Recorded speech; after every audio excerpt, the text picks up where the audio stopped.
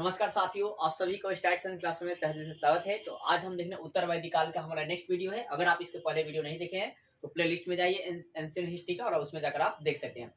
चलिए देर नहीं करते, स्टार्ट करते हैं। तो दोस्तों, उत्तर वैदिक काल में हालांकि बहुत सारे परिवर्तन हो रहे थे, तो उसी में आपके नए सिद्धांतों का भी उदय हुआ। क्या हुआ? नए सिद्धांतों का भी उदय हुआ। जैसे है क्या कि ब्रह्मलोक की संकल्पना की गई, ब्रह्मलोक की संकल्पना की गई, पुनः जन्म का संकल्पना किया गया, नरक जैसे शब्द का प्रयोग पहली बार किया गया, और मोक्ष की बात की गई। उपनिषदों के माध्यम से आत्मा और परमात्मा के दर्शन हो सकते हैं।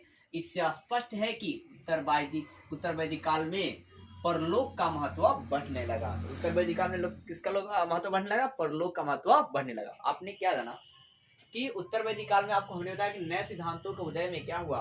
यहाँ पर आपका ब्रह्मलोक की संकल्पना की गई, पुनः जन्म का संकल्पना किया गया, मोक्ष की बात की गई। उपनिषदों के माध्यम से आपको परमात्मा, आत्मा और परमात्मा के दर्शन हो सकते हैं।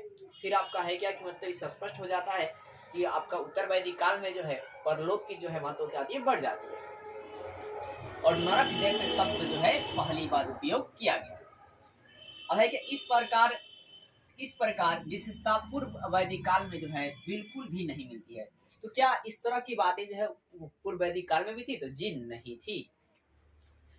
और प्रतिक्रियावादी तत्व, तो प्रतिक्रियावादी तत्व मतलब प्रतिक्रियावादी उभर क्या हुआ क्या कि मतलब ब्राह्मणवाद का वर्चस्व बहुत बढ़ने लगा। तो वैसे में आपका है क्या मतलब इनके मतलब विरोध में वैसे वर्ग जो है सामने आया। जैसे कि देखिए, जब कोई भी रूढ़िगत चीजें कठोरता से लागू की जाएगी तो इंसान है विरोध तो करेगा ही। तो अगर कोई भी रूढ़िगत चीजें कठोरता से किसी पर लागू की जाएगी तो वो मनुष्य है, और वो मनुष्य है तो क्या विरोध जो करेगा। आप ही को मतलब एक बार टॉर्चर कीजिएगा तो चलेगा, लेकिन बार बार कोई आपको टॉर्चर करता है तो आप कितना सह सकते हैं? नहीं सह सकते हैं, आप विरोध करेंगे। तो उसी प्रकार हुआ। फिर उत्तर वैदिक काल में जो समाज था वो वैश्य वर्ग ही द्वारा मुख्य रूप से कृषि, पशुपालन और व्यापारिक गतिविधियों का संपादन किया जाता था। तो है कि उत्तर वैदिक काल में जो कृषि काम था, जो पशुपालन का काम था, और जो व्यापारिक वाला काम था, इसका जो संपादन के जो गतिविधि जो काम थे वो कौन करते थे? तो वैश्य वर्ग ही करता था, व्यापारी वर्ग ही करता था। इसके अलावा वैश्य वर्ग ही प्रमुख करदाता था, मतलब जो टैक्स जो भरपाई ज्यादातर करता था वो कौन करता था? व्यापारी वर्ग ही करता था। धार्मिक कर्मकांड, यज्ञों की बढ़ती जटिलता, ब्राह्मणवाद के बढ़ते महत्व को सर्वाधिक गहरा प्रभाव इसी वर्ग पर पड़ा था। इसी वर्ग मतलब वैश्य वर्ग पर ही पड़ा था। क्या हुआ कि धार्मिक कर्मकांड से जो यज्ञों में जटिला हो गया, खर्चीला हो गया, फिर आपका महत्व के जो बढ़ते महत्व थे, इसका सभी का प्रभाव जो है किस पर पड़ा? तो वैश्य वर्ग पर ही पड़ा। क्योंकि यज्ञों में पशुओं की बलि दी जाने से कृषि और परिवहन हेतु पशुओं की संख्या में क्या आने लगी? कमी आने लगी। अब जैसे है कि कृषि करना है तो उसमें पशु की जरूरत पड़ेगी, फिर वहाँ परिवहन का भी रास्ता लेना है, मतलब कुछ वस्तु को ढोकर लेकर जाना है तो वहाँ भी पशुओं का रास्ता पड़ेगा और पशुओं को अपनाना पड़ेगा। ठीक है, तो यहाँ पर जब पशुओं को बलि दिया जाने लगा तो उनकी संख्या क्या हुई? कम होने लगी। तो इसके दिक्कत हो गई, तो वैसे लोगों ने विरोध किया। इसके अलावा भी समुद्र पार यात्रा करने पर प्रतिबंध लगा दिया गया। हालांकि समुद्र व्यापारी का आपका है क्या, समुद्र से पार व्यापार का उल्लेख नहीं मिलता है, लेकिन फिर भी आपका प्रतिबंध लगाया गया। तो ऐसे में वैश्य वर्ग क्या हुआ? विरोध जताया। अब है क्या, ब्राह्मणवाद, वैश्य वर्ग ने क्या किया? ब्राह्मणवाद का विरोध किया, और इसमें वैश्य वर्ग में ये भी प्रतिबंध लगा दिया गया कि यदि आप बाहर जाते हो तो भोजनालय आदि खाने से धार्मिक आधार पर वर्जित है। धार्मिक आधार पर क्या है? वर्जित है, मतलब आपको बाहर के खाने भी नहीं खाने हैं। और यदि अगर कोई इसका उल्लंघन करता है, इस नियम का कोई उल्लंघन करता है, तो ऐसे समाज से उसे बहिष्कृत तो किया ही जाएगा, साथ ही उसे कड़ा दंड भी दिया जाएगा। क्या किया जाएगा? साथ ही कड़े दंड भी दिए जाएंगे। तो इतने सारे जुल्म किए जा रहे थे, इसलिए इनका क्या, तो आपका इनका विरोध किया। और खर्चीले यज्ञ और ब्राह्मण वर्ग के बढ़ते महत्व को क्षत्रिय वर्ग भी असंतुष्ट था, लेकिन सबसे अधिक असंतुष्ट कौन था? तो यार ना, वैश्य वर्ग। कौन जी? वैश्य वर्ग। शूद्र कुछ नहीं बोला। यही कारण था कि 6ठी शताब्दी में जब जैन धर्म और बौद्ध धर्म का विकास हुआ तो वैश्य वर्ग सामने ज्यादा आए। वैश्य वर्ग ज्यादातर आकर्षित हुए किसे? जैन धर्म और बौद्ध धर्मों की तरफ।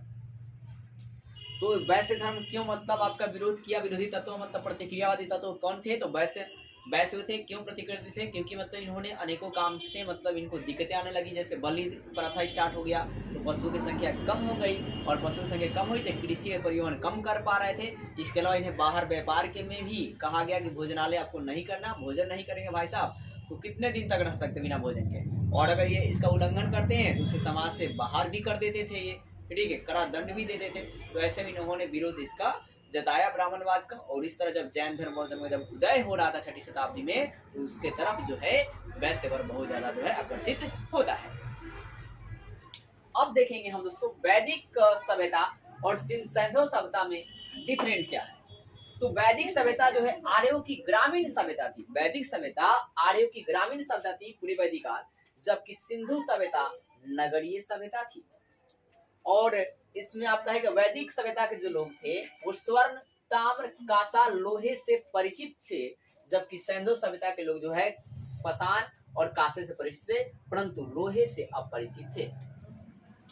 वैदिक सभ्यता बहुवेदवाद के समर्थक थे, बहुदेववाद के क्या थे, समर्थक थे, और वो लिंग पूजा और मूर्ति पूजा को नहीं करते थे, लिंग पूजा मूर्ति पूजा का विरोध करते थे। लेकिन सिंधु सभ्यता के लोग लिंग पूजा और मृत्यु पूजा के समर्थक थे, ये लोग करते थे। लिंग मतलब चिन्ह या प्रतीक होता है, आप याद रखेंगे। फिर पालतू पशु इनका घोड़ा था, वैदिक सभ्यता के पालतू पशु घोड़ा था, जबकि सिंधु घाटी सभ्यता का पालतू पशु घोड़ा से क्या थे, अपरिचित थे।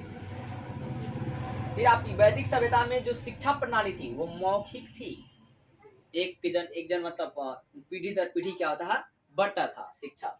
लेकिन आपका सिंधु सभ्यता की जो शिक्षा प्रणाली थी वो चित्रात्मक थी, क्या थी, चित्रात्मक लिपि थी।